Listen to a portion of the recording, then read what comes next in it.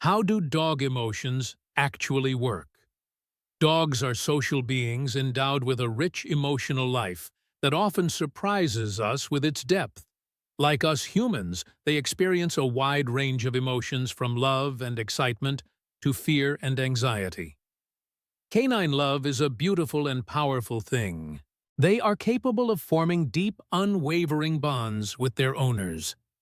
They express their love in obvious ways, such as wagging their tails fiercely when you walk in the door, leaning their weight against your legs, or simply following you from room to room. These gestures of devotion are an expression of the deep emotional bond that dogs develop with their pack, which includes you. A dog's happiness can be seen in their loose, wiggly body language. When they feel safe and comfortable in their environment, dogs play with toys, roll in the grass, and even give you a big sloppy grin with their tongue hanging out. These moments of joy reveal the playful and optimistic side of the canine personality. If your dog is relaxed, they are happy. However, dogs can also experience darker emotions such as sadness and anxiety. Changes in their environment, such as the loss of a companion, a move to a new house, or being left alone for long periods, can trigger genuine distress. They may become lethargic, lose their appetite, or become less responsive to play. It is important to be attentive to these signs and offer emotional support during these difficult times. But do dogs know when they misbehave? The first point to consider is whether dogs distinguish between good and bad behavior in a moral sense. And the answer to that question is simple no. They do not have an innate sense of human morality. For example, your dog does not understand why they shouldn't raid the trash can, or why digging up the flower bed is wrong in an ethical sense. However, this does not mean that your furry friend is oblivious to your reactions. While they may not understand the morality of their actions, they definitely perceive when they have done something that displeases you. And how do they know? Because you are like an open book to them. Your facial expressions, your tone of voice, and even your body posture give them very clear clues. Dogs are masters at reading human body language.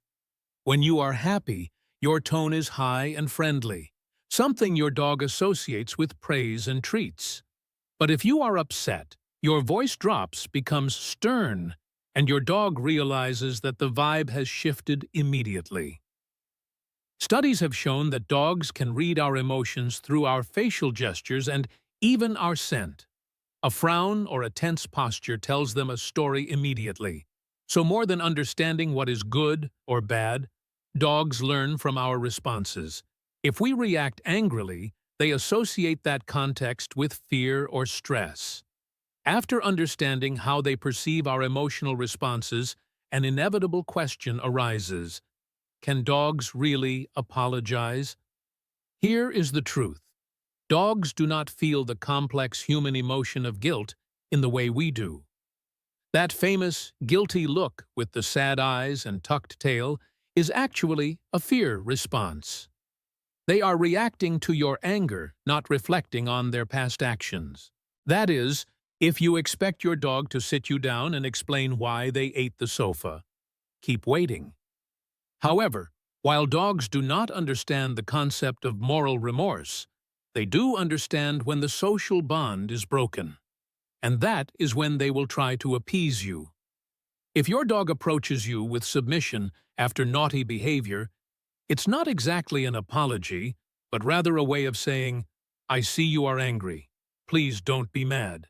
I am not a threat." Dogs are pack animals and value harmony within the group above all else. They rely on us for survival and affection. Although they don't feel guilty, they will seek ways to reconnect with you and ensure that everything is okay between the two of you. Let's look at the specific ways dogs try to make peace. These are what we call appeasement behaviors, the closest thing to a canine apology. First, there is the guilty look. If humans had a universal sign for "I messed up," it would be the puppy dog eyes. When your dog averts their gaze, tucks their ears back, and looks up at you with the whites of their eyes, showing known as whale eye, they aren't admitting guilt. They are trying to look small and non-threatening to calm you down. It's their way of saying, please stop being scary. Then there is the tail tuck. In the language of dogs, a tail tucked between the legs is a sign of submission and fear. Sometimes they might give a low, slow wag near the floor. This isn't a happy wag. It's a nervous one. They are signaling, I am submissive to you. Let's be friends again. Another classic sign is licking. Licking is a classic appeasement behavior. If your dog tries to lick your hand or face after you've scolded them, it's a way of showing affection and submission. It's a peace offering saying, I respect you and I want to groom you to show we are still family. They might also use nudging or pawing. Every time your dog nudges your hand with their nose or gently places a paw on your knee, they are asking for attention and reassurance. It's their way of breaking the tension and asking, are we good now? It's a direct request for reconnection. Then there is the lean. This is essentially a dog hug. If after a tense moment, your dog walks over and leans their weight against your legs, they are seeking comfort and offering their own presence as an apology. They are physically reconnecting to the pack leader to feel safe again. Sometimes they offer the belly rub invite. The belly is the most vulnerable part of a dog. When they roll over and expose it, they are showing ultimate submission and trust. Showing the belly is a way of saying, I surrender. I am not a threat. Please don't be mad. It's a powerful de-escalation tactic. And have you ever had them bring you a toy? Has your dog ever run off and returned with a soggy tennis ball or their favorite plushie after you scolded them? This is a displacement behavior, but also an offering. They are trying to shift the mood from angry to playful. It's their way of saying, look, I brought a peace offering. Let's play instead of fight. Some dogs even try smiling. Some dogs actually smile by pulling their lips back and showing their front teeth. This is often a submissive grin, not aggression. If they do this with a loose, wiggly body, they are trying to be as charming and non-threatening as possible to win you back. And finally, simply approaching slowly. If your dog creeps toward you with their head low and body curved, they are testing the waters. This act is a cautious invitation to interact, and maybe their way of saying, is it safe to come back? Now I still want to be close to you. And these are just some of the unique and charming ways our dogs may try to apologize. Although they don't understand the human concept of apology, they definitely have ways to show they want peace in the pack. Now imagine the flip side. We have all been there. You accidentally hurt your dog. Maybe you unintentionally step on their paw, trip over them, or shout at them in a moment of frustration. Of course you feel terrible about your actions and want things to go back to normal. Apologizing to your dog is the best way to keep your relationship strong after you've committed a canine offense. But how do you tell your dog you're sorry? And even if you do, will a dog understand you? It is important to remember that dogs live in the moment and rely heavily on tone and body language. While they are emotionally intelligent, they don't process a verbal, I'm sorry, the way a human does. However, if we do something harmful to our dog, showing them that we didn't mean to hurt them is very important. Dogs may not understand the words, but they can feel the shift in your energy. The key is to reconnect with your dog, reassuring them that you pose no threat and harbor no anger towards them. Before rushing over to hug them, it is important to observe the dog's body language. It is possible that your dog needs a moment to shake it off before they're ready to connect again. If you just stepped on their paw and they yelped and ran away chasing after them, might scare them more. When you want to make amends, look for calming signals. Remember, a tucked tail whale eye or lip licking are telltale signs that your dog is stressed. On the contrary, soft eyes, loose ears, and a wagging tail are all positive body language signs that indicate your dog is ready to engage with you. When your dog is finally relaxed, you can apologize by speaking to them in a high-pitched, happy, baby talk voice. Dogs respond incredibly well to this dog-directed speech. Dogs love rewards, so offering them a tasty treat or their favorite toy while talking to them in a soft, happy voice helps create positive associations. It's a great way to show them, "Oops, my bad, but look, good things happen with me."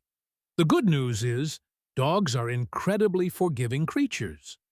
They live in the present. So if you accidentally step on a dog's tail and immediately show affection, the dog won't hold a grudge against you. However, dogs remember patterns. If mistreatment happens repeatedly, they will develop fear. This isn't a grudge in the human sense. It's a survival instinct. Your dog will learn through experience that you are unpredictable or unsafe. Therefore, while your dog will easily forgive a genuine accident, they will remember a pattern of negativity. If you're concerned that your dog may be wary of you after an accident, observe their behavior. If your dog cowers, hides, or avoids eye contact, they are still processing the fear. Likewise, if they refuse treats or won't play, give them space. But if your dog approaches you with a wagging tail, leans against you, or offers a play bow, it's a clear sign that they have moved past the incident. Even better, if they give you a big sloppy lick or sigh contentedly next to you, they are telling you, "We're good human." A quick warning: avoid forceful hugs as an apology. If you hurt your dog and want to apologize, don't be tempted to grab them in a tight bear hug immediately. While humans love hugs, dogs can find being restrained stressful, especially if they are already startled. From a dog's perspective, a looming figure grabbing them can be scary. Instead, get down on their level. Kneel or sit on the floor to make yourself less intimidating. Let them come to you. Talk calmly and offer a gentle scratch behind the ears or on the chest. That way, it's certain that your dog will feel safe and forgive you. Also, be mindful of how you handle stressful events like a vet visit or a bath. These can be stressful, but necessary. It is important to provide reassurance afterwards to help them decompress. If your dog is upset due to changes in routine, try to normalize their environment quickly. Go for a calm sniff walk, where they can just be a dog and sniff the world. Sniffing lowers a dog's heart rate. You can also use calming tools like a lick mat with peanut butter or some quiet cuddle time on the couch. And make sure to maintain a consistent routine. Dogs thrive on predictability. There are several ways you might inadvertently damage the bond if you aren't careful. If you punish your dog for things they did hours ago, like finding a mess on the rug and yelling later, they won't understand. They will just think you are scary and unpredictable. Additionally, teasing your dog with food or toys, or physically disciplining them, can break their trust deeply. Keep in mind that respect goes both ways. Respect their growls, that is them asking for space, not being bad. Ignoring their warning signs can lead to bites and a broken relationship. Constantly yelling or using fear-based training methods will definitely damage their trust. Remember, intimidation does not teach your dog to respect you. It simply teaches them to fear you. To regain or strengthen your dog's trust, engage in activities they love. Training with positive reinforcement is excellent because it builds a language of communication and success between you two. Going on adventures, playing fetch, or simply grooming them gently can strengthen your bond. Playing with your dog releases oxytocin in both of you. And remember, simply being present matters. Dogs are social pack animals. They just want to be with you. Ignoring them or leaving them isolated in the yard all day will weaken that special bond. At the end of the day, dogs don't understand apologies based on complex sentences. They don't have a concept of, "I didn't mean to," but they do understand safety and affection. When a dog approaches with a wag, offers a paw, or leans in after a conflict, that's their way of reconnecting. It's like they're saying, "I want to be part of the pack again." And when we're the ones who made a mistake, simply saying the word "sorry" isn't enough. They feel the softness in our eyes, the relaxation in our shoulders, and the kindness in our touch. In other words, dogs don't understand spoken apologies, but they do understand energy. They don't need human language. They understand with their heart. I want to do something